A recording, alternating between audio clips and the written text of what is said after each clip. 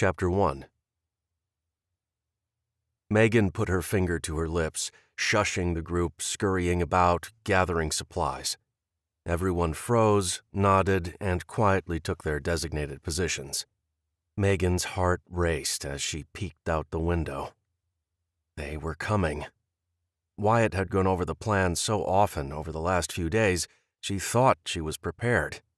She wasn't. Rosie was crouched behind the center island in the kitchen with Willow right beside her. Wyatt stood sentry, flattened against the wall by the front door. When they came through the door, they wouldn't see him until they were practically on him. Albert was hiding in the bedroom closest to the front door. Chase was crouched on the stairs where he couldn't be seen from the doorway, but would still be able to see Megan signal him. Jack had chosen the closet where all of the guns and ammo were stashed to take cover in, while Megan stood on the other side of the door. Her hiding spot allowed her to see the entire room. She was in charge of giving the signal to move. Megan held her breath and met Wyatt's cobalt blue eyes. She could stare at his dark blue eyes forever. The black hair, which was a little too long, was falling around his face, making his eyes appear even darker. He nodded calmly. The silent move was to settle her nerves enough for her to catch her breath. Over the past few months, she had come to rely on those looks to lift her spirits, calm her nerves, or start a fire in the pit of her belly. He was the perfect specimen of a man, she had told him one night after they had enjoyed a romantic moonlit stroll around the property. He was kind and gentle with her, which was a contradiction to his hard looks. He was her gentle giant, and she knew she had fallen head over heels in love with the tall, dark, and handsome man.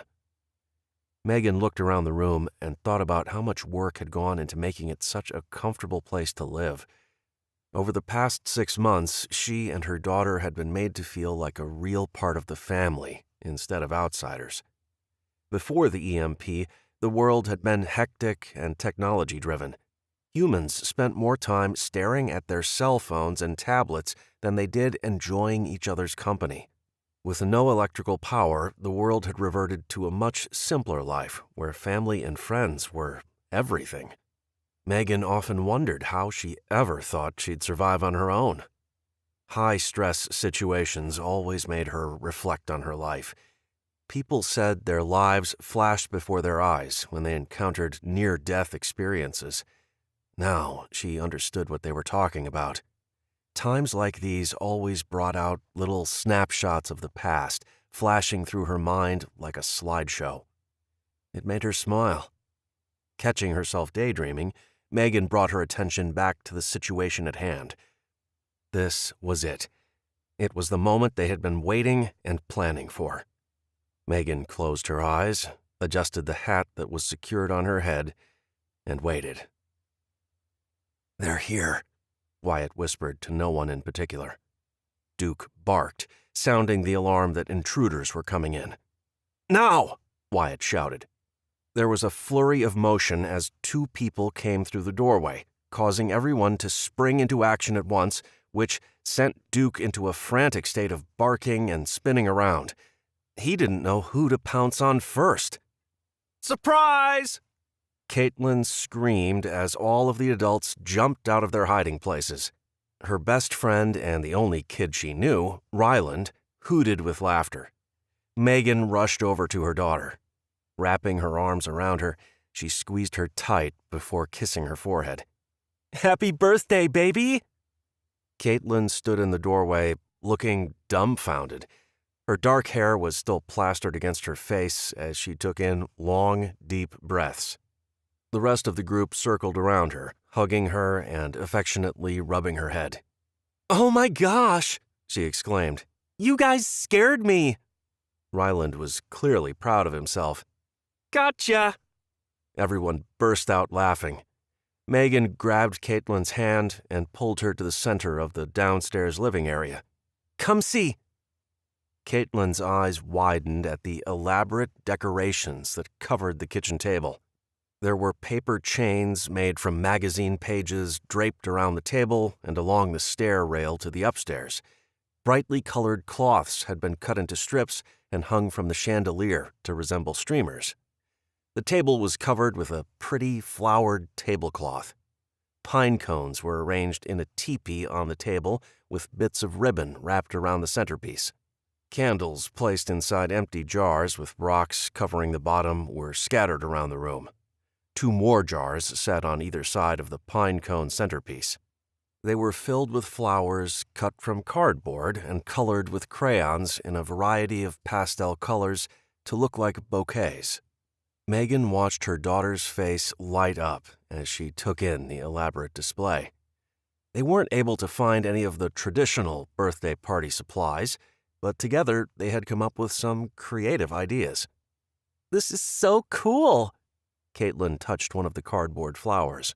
"I love pink!" "I made the flowers," Ryland piped up. "I told everyone we needed lots of flowers, even if the real ones were out of season." He smiled proudly. Caitlin spun around. She stopped when she saw the cake on the kitchen counter.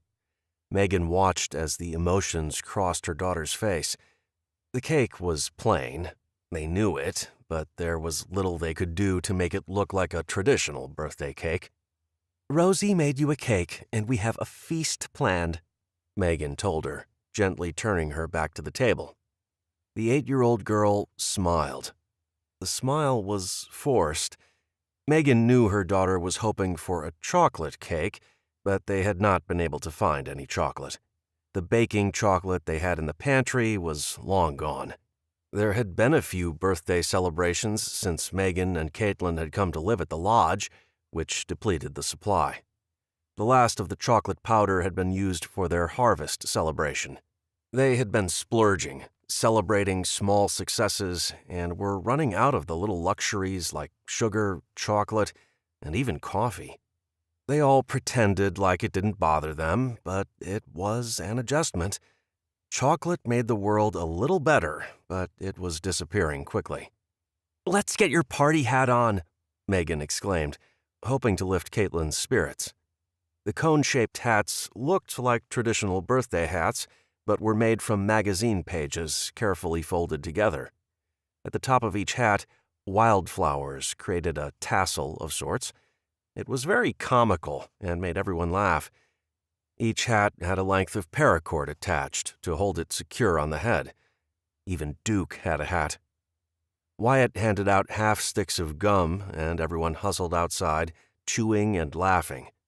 Megan had created a version of pin the tail on the donkey by using charcoal to draw a very crude donkey on the side of the cabin wall. They would use the gum to stick their tails on the donkey. Whoever came the closest won. Albert went first. Wyatt blindfolded him, and Caitlin and Ryland spun him around 3 times as everyone cheered. The kids squealed and tried to run away as Albert chased them around, attempting to pin the tail on one of them. Megan laughed and quickly covered her mouth when Albert turned his blindfolded head to look at her. Ducking behind Wyatt, she ran toward the side of the cabin where the donkey was, while Albert stalked toward her, donkey tail in his outstretched hand. At the last second, she dropped to a squat and scooted out from under him as his fingers found the wall.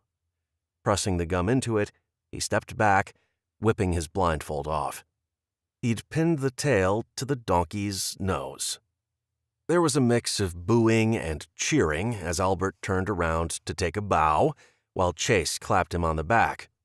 "Well done, old man," Wyatt called out. "Horseshoes next," Ryland called out. Grabbing Caitlin's hand, he dragged her over to the pitch area and handed out the horseshoes to see who would go first. There was a lot of laughing, screaming, and groans as they played the first round of horseshoes.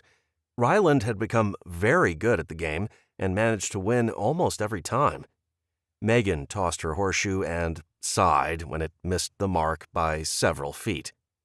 "Your aim is improving," Wyatt teased, wrapping his arms around her from behind. She turned and kissed him on the lips before pushing him away, scolding him for teasing her. "Sore loser?" "You certainly aren't going to win," she shot back. Caitlin threw her horseshoe. The clinking sound as the shoe hit the stake was cause for cheer as Ryland held her arm in the air, declaring the birthday girl the winner. Jack stepped forward, calling everyone to order. In as serious a ceremony as the happy group could muster, he held the golden horseshoe trophy up. "Caitlin, you are hereby the winner of horseshoes. Please take your trophy," he told her solemnly before winking. The trophy had been making its way around the house for the past few months, but it was usually in Ryland's possession. Caitlin grabbed the shoe that had been painted gold with some spray paint they'd found a while back, hugging it to her chest. "I'm going to put this on the wall in my room," she declared. Her room was actually nothing more than a very small space walled off with blankets in a corner upstairs. Ryland and Caitlin had asked to have their own rooms halfway through the summer. Wyatt and Jack were still in the process of collecting wood and other materials to build another small addition on the cabin, but it wasn't going to happen until after winter. For now, they were all going to have to learn to live with each other in tight quarters. The open floor plan on the second floor allowed them to make each end of the U-shape into small spaces for the kids. They had found cots on one of their supply runs at an old hotel, and heavy blankets provided two of the walls and acted as a door. Ryland and Caitlin were free to decorate the two actual walls as they pleased. Ryland had plastered his side with pictures of video games he'd found in a magazine. Caitlin had asked permission to draw on the walls and had chosen to use chalk to draw pictures, washing it off when she got bored or wanted to change it out. "Will you help me hang it, Rye?" Caitlin asked, still hugging the horseshoe. "Yeah, I'll grab the hammer." Jack and Willow joined Megan, walking into the cabin, and together they watched Ryland grab the toolbox from the hall closet and head up the stairs. "I can't believe how much he's grown up right before our eyes," Willow murmured as Jack hugged her to his side. "It's like he's a mini adult," Jack commented. "Not so mini anymore," Willow replied. "He's already taller than I am, and he's only 12. They're forced to grow up so fast now," Megan commented as they turned to smile at her. Jack wrapped his arms around his wife, his hands landing protectively on her belly. "Are you—" Megan wasn't sure how to ask because she knew they'd been talking about having another baby before the EMP, but now they were hesitant. Shaking her head, Willow turned sideways to hug Jack. "Not yet. This is a good thing. We've no idea what it will be like here once winter comes. Things could get rough fast," Jack told her as he hugged his wife tighter. It was something they had all been thinking about as the fall weather rolled in.